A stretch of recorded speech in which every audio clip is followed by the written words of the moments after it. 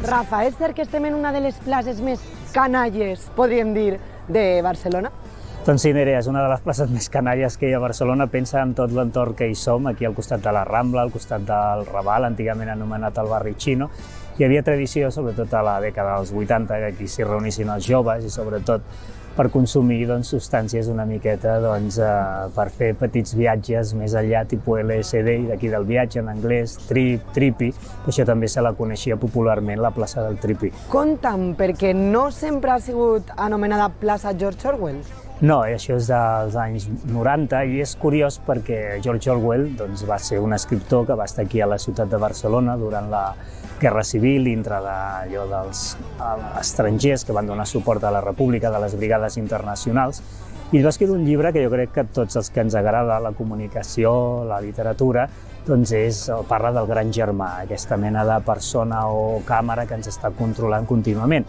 I curiosament la primera càmera de videovigilància que es va col·locar a Barcelona va ser en aquesta plaça, la plaça George Orwell. No sé, Nerea, què pensaria. Avui en dia continuarà aquesta càmera col·locada o seran de noves? Bueno, segurament s'ha renovat aquesta càmera, però sí que és veritat que això que dèiem del nom, del Trippy o de l'Oliva, ve precisament per un monument que tenim a aquesta plaça que sovint passa una miqueta inadvertit, que és un monument d'un escultor català que es deia Leandre Cristòfol, que estava dintre d'aquest corrent que podíem anomenar surrealisme. Per això, si t'hi fixes, Nerea, és un monument així com que té certes línies fins i tot dalinianes, i tant de tripi o tant d'oliva, perquè sembla una oliva de l'aperitiu, que estiguis prenent aquí l'aperitiu, però ja quan saps més o menys de què va, és tot el tema aquest oníric, dels somnis, dels surrealistes, i la part també sexual, perquè no deixa de ser un pit i aquesta oliva, entre cometes, seria el mugró femení.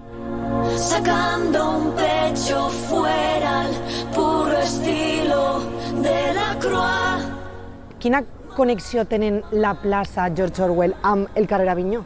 El carrer Avinyó és un carrer que va ser molt important, ara costa de veure, amb tant turisme, fins i tot aquesta Barcelona més decadent, que no té res a veure amb l'Eixample, per exemple, però sí que és veritat que el carrer Avinyó sempre ha estat un carrer relacionat amb els diners i amb tots els tràmits que es feien al voltant i sobretot els bancs. De fet, dos grans banquers barcelonins, la banca Garriga-Novés i la banca Arnús, el banquer Arnús, tenien també seu en el carrer Avinyó, d'aquí que no és casual que triessin aquest carrer tan important per fer aquesta mena de palau dels diners o casa dels diners, que va ser el crèdit mercantil, altrament anomenat popularment com el Borsí. I també és un carrer, per ser, ja que parlaven d'art, no pot faltar mai, parlant de Barcelona, de Picasso, també. Uau!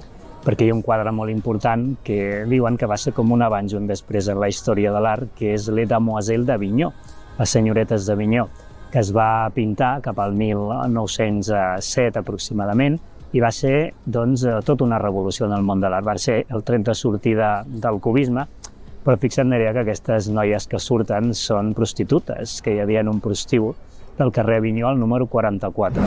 Picasso va arribar a Barcelona el 1895. Era un adolescent curiós que aviat va integrar-se al boom artístic de la capital. De fet, els Quatre Gats, un pub bohemi on Picasso solia passar la tarda, arribaria a ser part de les seves primeres obres.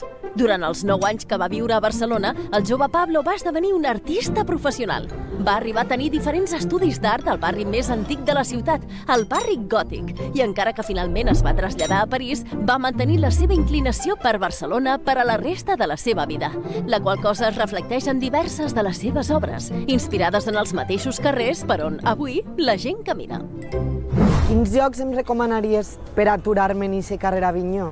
Doncs mira, el carrer Avinyó és allò que diem, i suposo que en part gràcies a aquest programa també serveix per mirar totes aquestes joies que queden un pèl amagades, i és simplement aixecar la vista. I si fem un passeig pel carrer Avinyó trobarem edificis com, per exemple, que va ser la primera seu d'una empresa telefònica de la ciutat de Barcelona, que després es va traslladar a la plaça de Catalunya, però va estar aquí. De fet, l'edifici encara continua i s'atribueix ni més ni menys que al Pere Falqués, que és el creador dels fanals modernistes del Passeig de Gràcia, fins i tot de la Font de Canaletes. Doncs aquest edifici, que va ser com la primera seu d'una empresa de telefonia, es troba així molt monumental, es troba al carrer Avinyó, i després un palet més endavant trobem un hotel que té un esgrafiat, aquestes pintures, aquests dibuixos que hi ha a les façanes molt interessants, que hi ha al·legories a l'art, a la literatura, a l'arquitectura i també la referència dels 4 continents, referenciats a través dels 4 rius més importants dels 4 continents que se'n parlava abans.